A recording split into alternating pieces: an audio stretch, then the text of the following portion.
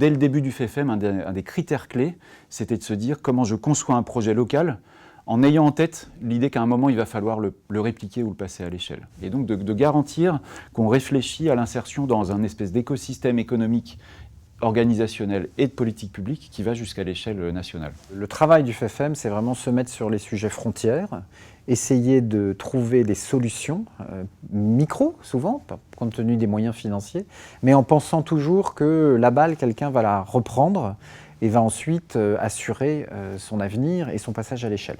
Depuis plus de 15 ans, grâce à l'appui de FEFEM, nous avons développé donc certaines initiatives qui ont commencé à l'échelle locale, mais qui ont monté en échelle et qui maintenant sont des solutions à l'échelle nationale.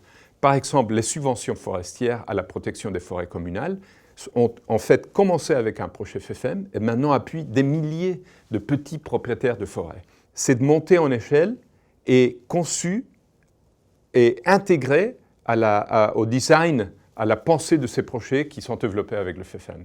Et donc, un des sujets sur lesquels moi j'aimerais qu'on arrive à travailler davantage avec le FEFEM, on le fait déjà, mais de travailler davantage, c'est le déverrouillage. C'est-à-dire comment est-ce qu'on intègre dans un projet la question du déblocage qui permet tout à coup de faire une transition massive, un changement de trajectoire dans un secteur agricole, secteur des transports ou secteur énergétique.